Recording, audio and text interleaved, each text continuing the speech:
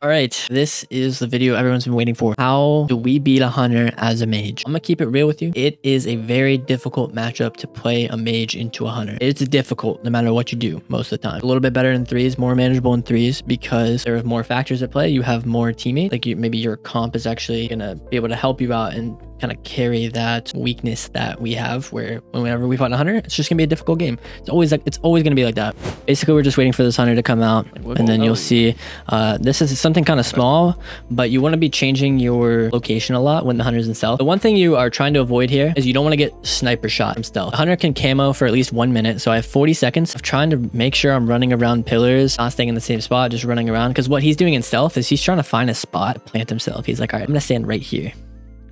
This is gonna cover the most area. What I'm gonna do is I'm gonna try to load up like this really long sniper shot cast. So you need to be constantly thinking about where he could be standing, trying to line up that sniper shot on you and just trying to like weave off pillars. Like I said, you don't know where he is, but I'm just saying that's what you want to think of whenever they're in stealth. You just want to try to be walking around pillars so that he can't just load up that sniper shot on you. So pillars are going to be a very, very good friend of yours when it comes to marksman hunters. Be on a pillar, because whenever they pop true shot, they are going to rapid fire you into aim shot, arcane shot, kill shot, another rapid fire, and you will die if you sit out there and tank at least more than one of them. If he gets the rapid fire off, like that's a lot of damage to you. But if you're behind a pillar now for a second global and he can't just kill shot you or arcane shot you, that's going to make the damage a lot more manageable. So we do the opener here. The hunter comes out and he tries to peel my rogue. He pops true shot, chakrams. So chakrams is going to be the biggest cooldown. He pops 2 of his biggest cooldowns here. The biggest one is true shot. That makes all of his casts very fast. You can sort of think about it like a PI mixed with like a combustion in a way. It's going to do a lot of damage and it's going to make his cast very fast. So it's going to be very hard to react to them as well. Chakrams is going to be this ability he just used on you, and it's you don't even need to see the debuff. You just see these blades flying in and out of you this whole time, you know? You're taking a lot of increased damage during that time. And not only that, they themselves also do a lot of damage. You'll see, I don't know if I pull up details in this game, but I guarantee you if I looked at details after this game, chakrams would be like his number 2, number 3 damage. So they're going to do a lot. This is going to be a really good time to alter and line of sight. So true shot comes out. I'm blind. I'm getting silenced too. So not only does he pop all these cooldowns, but I'm also going to get silenced here. So I alter at 70. I get silenced here. What I do is I just trinket it. And that allows me to alter back. I'm on 100, okay? So another thing here with your alter time, hunters have a higher chance to purge you. So whenever you, let me try to explain how trank darts works, but basically it's going to take all the buffs you have and it's going to reduce them by half of their duration. So whenever your alter gets below, I would say 5.5, maybe 4 seconds left on your alter, that's when you don't want to greet it when they have a purge, because it's just going to half that buff in time, which is going to get rid of it completely. That's kind of why it feels like hunters have a higher purge rate on your alter time. If you've ever kind of felt that way, it's because of that talent. So your alter, basically what you can do to avoid this is you can mentally imagine that your alter only lasts about 6 seconds versus hunters, or 5 seconds rather. Obviously you can greet it further if you're on the pillar, but we got double. You can see I alter back. I'm getting silence. I alter. My breaks soonish. Trinket the silence. It's got like 5 seconds, 6 seconds left on it. So I just send it back because I don't want there to be any chance. I've already lived the chakrams. The chakrams is off me. He's disarmed. I'm not going to take any more damage. I'm okay with kind of snapshotting my health at 71 and being like, okay, this is my new health. So then I wall off of it. Kind of a waste though. We got double. You really want to save your wall to sort of, I think the best way to use wall is before a global or to cancel an aim shot. So if they're sitting there and they're casting the aim shot and, his cast goes off, boom, like right there, like it's about to go off, like walling when it gets to right there to cancel the cast in order to give you a gap. So if I'm like here and he's casting aim shot on me and it gets to there, I'll use my wall, my greater invis, to drop the cast, and that gives me time to avoid the next one by going to a pillar. So doing stuff like that with your wall, I think is the best way to use it into hunter. Don't die. Okay. Then you'll see explosive shot here is on me. So what I'm going to opt to do to trade with explosive is going to be temp. Temp is going to be the best way because the cooldowns line up. So I temp it. And you'll see how I see that it gets applied to me. I don't know how you guys really have your UI set up here, but basically I just track their globals in 2 different spots. So I'm usually always looking at somewhere in that area. Or if I'm looking over here, like it just covers so much area. You know, if I'm looking at their health bar, I see the global. If I'm looking in the middle, I see a global. If I'm looking over here, I can see the debuff. There's a lot of different ways that you can see explosive on you. So I shield it, and this is also going to reduce the damage of it, because when you play Arcane and you Priz Barrier actually has 25% reduced magic damage. So I applied my barrier, but I opted to respect the explosive and temp anyways, because honestly explosive is going to do a lot of damage, and you can just see he casts like 2 more arcane shots. So I knew that barrier was going to like break. Also, sorry if I'm saying like a lot. I'm trying to work on it. It's a very difficult habit to break, but I'm working on it. So yeah, temp anyways. That's a skill hunter, yeah. He's a human behind a pillar.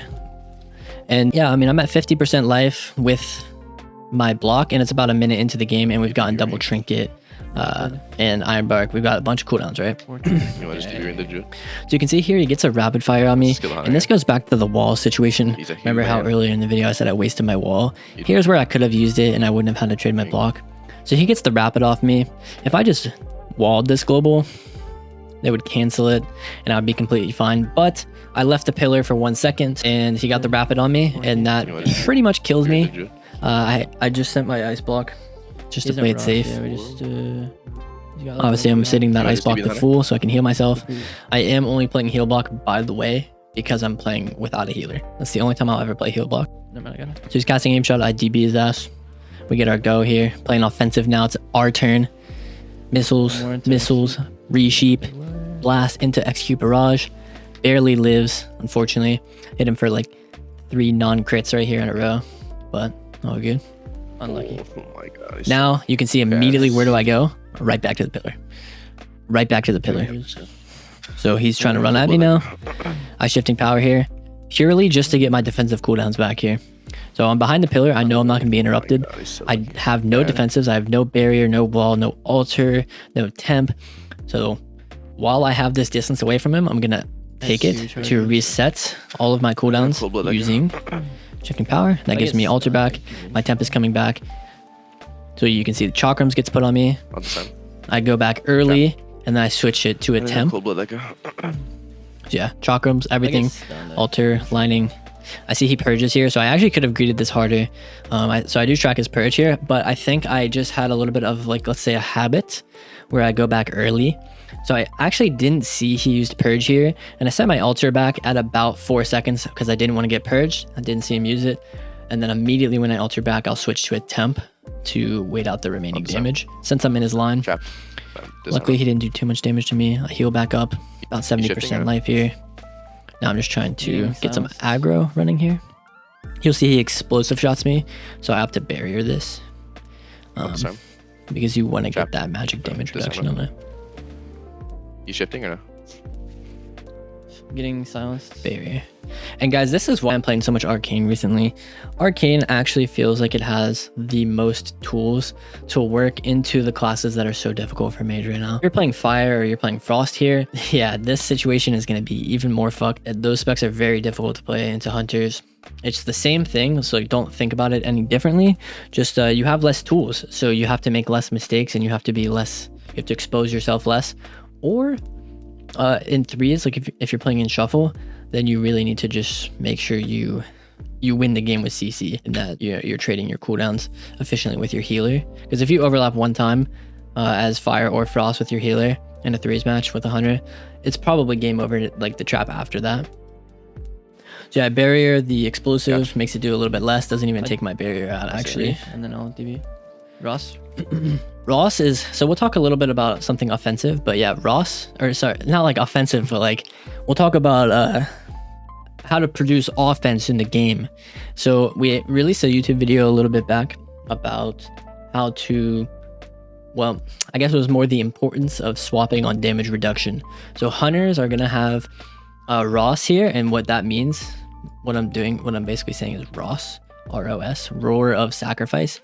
This buff makes it to where they're immune to all crits. So it's not impossible to kill through it. If you have every single cooldown, you can definitely kill someone without crits. You have a pretty low crit chance on Arcane anyways. Just be aware. Like right here, this is a desperation go. I have no block, 20% life. We need to send this like go here and I'm out in the open before I die. So this is one of those situations where you're gonna have to go through. But basically, more or less, I brought that up because I wanted you guys to be aware that if you're playing this in shuffle or whatever, and you see Ross, it might not be a bad idea to swap to a different target, depending on other factors in the game. Displace for heal. I have to use a defensive global here. You'll see here, displace is another really good tool for heal. Hey, Ross. So I actually didn't even need to displace here because I'm in the hunter's line. But I did it anyways for the little heal. When you displace, you'll see my health goes from 17, 16, 15, 14, 13 to 20. So I get a 40k heal from displacing there. I just did that so I wouldn't die on our go here. You can see like the guy's in a kidney, this guy's in a sheep, the raptor, and these dots were just literally taking me out. So I had to use displace there to heal. That's something you can do a lot into hunter. Sometimes even I'll just be behind a pillar, and if I have 2 shimmer charges and I'm about to fucking shifting power or something, I'll just blink displace like without going anywhere. I'll just use it for the heal, you know? Like if I'm just sitting here just to paint a picture, this is me back here, I'll just blink into the wall and then just press displace if I don't already have a beacon down, and that's gonna just heal you a little bit. So sometimes I'll even do that. XC brush. And then obviously we win the game. Anyways, I hope you guys enjoyed this one. I'm gonna have another one that's gonna go over BM hunters. Let me know in the comments if you guys are excited for that. Let me know if you enjoyed this like format, and yeah, just let me know, guys. Let me know. Hope you guys enjoyed. Peace.